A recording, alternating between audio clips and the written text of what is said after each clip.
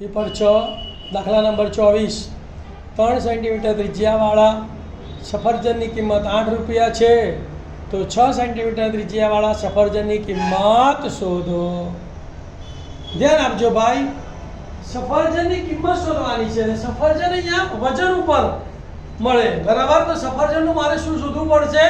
ઘનફળ શોધવું પડશે। શું શોધવું પડશે? ઘનફળ। બરોબર, ધ્યાન દરેક જણનું।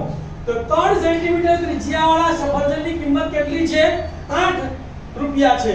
તો 3 સેન્ટીમીટર ત્રિજ્યાવાળા સફરજનનું ઘનફળ કેટલું થાય? 4/3 પાઈ r નો ઘન 4/3 પાઈ દા પાઈ લેવા દઈએ।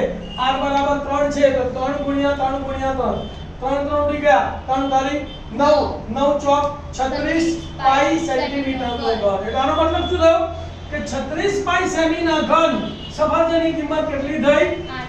8 રૂપિયા।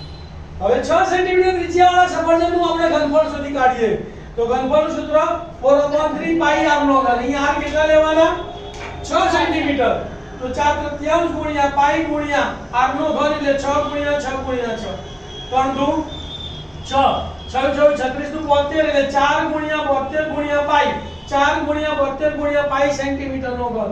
તમે 72 ચોક કરીને પણ રહેવા દઈ શકો છો અથવા એમને પણ તમે રાખી શકો છો। હવે પદ મૂકવાનું કે 36 પાઈ સેમી ઘન સફરજનની કિંમત 8 રૂપિયા છે તો 4 ગુણ્યા 72 ગુણ્યા પાઈ ઘન સેમી સફરજનની કિંમત કેટલી? એ કયા સફરજનની કિંમત આવશે? 6 સેન્ટીમીટર ત્રિજ્યાવાળા। તો માટે 6 સેન્ટીમીટર ત્રિજ્યાવાળા સફરજનની કિંમત તો આનો અને આનો ગુણાકાર આવશે અને આ રકમ ક્યાં આવશે? ભાગાકારમાં। તો 4 ગુણ્યા 72 ગુણ્યા પાઈ ગુણ્યા 8 છેદમાં 36 પાઈ પાઈ પાઈ ઉડી ગયા 36 દુ 72 તો 4 દુ 8 અને 8 64 64 રૂપિયા જવાબ લખી કાઢવાનો। 6 સેન્ટીમીટર ત્રિજ્યાવાળા સફરજનની કિંમત 64 રૂપિયા